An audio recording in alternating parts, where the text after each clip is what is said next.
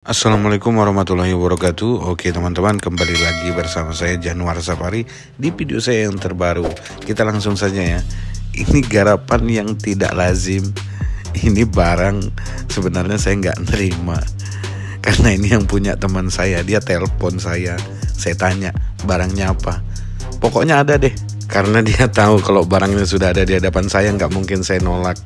Apalagi dia datangnya jauh-jauh dari Samarinda. Oke teman-teman, kita langsung saja ke garapan. Jadi ini untuk bagian velgnya ini harus dibikin pegangannya seperti ini, supaya nanti di proses pengerjaannya itu kita punya pegangan. Jadi apa ya, lebih mudah lah kita mengerjakannya. Jadi ini untuk ngecat-ngecat barang kayak gini nih, kita pasti sibuk dulu nih, sibuk bikin pegangannya. Tanpa berlama-lama kita langsung ke proses pengecatannya. Seperti yang saya bilang sebelumnya, jadi pegangannya ini berguna buat kita megang-megang. Terus kita nyemprotnya juga mudah, bisa kita putar-putar. Nah, untuk nyemprot barang-barang yang kecil-kecil seperti ini, jangan gunakan spray gun yang besar. Gunakan saja spray gun yang kecil. Terus itu keluarnya juga jangan terlalu banyak. Maksud saya catnya yang keluar itu jangan terlalu banyak, karena saat kita ingin menyemprot di bagian dalam velg ini, biasanya kalau keluar catnya itu terlalu banyak kita setting, kita nyemprot bagian dalam tapi bagian luar ini ikut kena, otomatis di bagian luar itu bisa menyebabkan cat yang ketebalan. Jangankan clear ya, cat aja bisa meleleh kalau ketebalan, apalagi clear. Ini loh velg mobil Tamiya. Coba ini velg mobil beneran, gila. Itu ada berapa biji tuh? Itu jutaan tuh. Ini velg Tamiya, ya nggak apa-apa lah.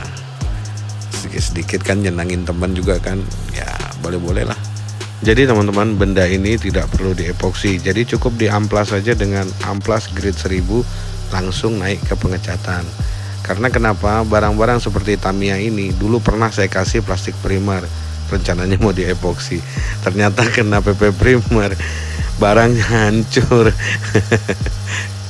Jadi ini belajar dari pengalaman, jadi diamplas saja, setelah itu langsung ke proses pengecatan. Begitu proses pengecatan sudah selesai dan catnya sudah kering, tanpa menunggu lama lagi, kita langsung ke proses pencelupan. Ayo kita mulai berenangkan barangnya. Di sini kalian bisa lihat. Di sini videonya sengaja saya tidak cepatkan untuk di session pencelupan ini, supaya kalian bisa lihat proses saya meninggalkan aktivatornya itu setelah disemprot, karena durasinya cukup lama. Nah, di sini untuk nyelup semua velg itu kita harus punya tempat untuk meletakkan velg-velg itu, supaya semuanya sekali celup langsung jadi. Jadi kalau kita celupnya satu-satu ini lumayan capek dan lumayan bahan yang terpakai lebih banyak.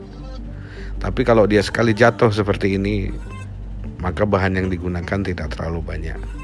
Dan kerja kita juga tidak terlalu capek. Hitungin aja tuh kalau mau dicelup satu-satu ada berapa tuh velgnya. Bolak-balik, bolak-balik, bolak-balik. Yang ada sakit pinggang ya. Oke, ini bodinya lagi kita celup. Aduh, mana abangnya ini? Lama betul nih si abang ini. Oke bang, cepat bang. Nah, di sini proses pencelupannya seperti biasa, saya mengandalkan kemiringan untuk menghindari terjebaknya udara atau gelembung yang bisa menyebabkan pecah di atas media, itu bisa menyebabkan bolong. Nah, kira-kira seperti ini teman-teman hasilnya. Gimana menurut kalian? Cie, Tamiyanya karbon. Habis di karbon langsung balapan, habis balapan lecet. Oke, tanpa menunggu lama lagi kita langsung ke proses pengekliran. Di sini mau tidak mau ya kita clear satu-satu. Untuk pengekliran barang-barang yang kecil-kecil seperti ini, kalian patut hati-hati. Kalau bisa dibatasi, keluarnya clear dari spray gun itu kalau bisa dibatasi, supaya tidak terlalu tebal. Karena di barang yang kecil-kecil seperti ini, apalagi kalau kita main di lekuk-lekuk dalamnya, otomatis bagian luarnya kan kesemprot juga. Otomatis bagian luarnya itu bisa ketebalan, bisa menyebabkan lelehan. Jadi butuh kehati-hatian untuk barang-barang yang kecil-kecil seperti ini. Untuk clear yang saya gunakan di media ini, itu saya gunakan Wanda 2:1 universal. Untuk perbandingannya masih sama, 2:1:1,5. Untuk pengaplikasiannya ini saya aplikasikan sebanyak 1 lapis saja, jadi tidak perlu 2 lapis. Untuk mobil-mobil begini, kalau kita nge-clearnya serius seperti kayak nge-clear di badan motor yang sampai 2 layer, yang ujung-ujungnya nanti dibawa balapan, ya pasti kena juga kan bodinya senggolan sama sirkuitnya di bagian sisi kiri dan kanannya, dan menyebabkan lecet juga. Oke teman-teman semua, jadi setelah semua proses selesai, usianya juga ini sudah 24 jam. Jadi hasilnya seperti ini. Tuh kalian bisa lihat peleknya kan banyak tuh. Itu kalau pelek mobil beneran, wah gila biayanya jutaan tuh woy. Berhubung di mobilnya kecil, jadi ya biayanya minimalis lah.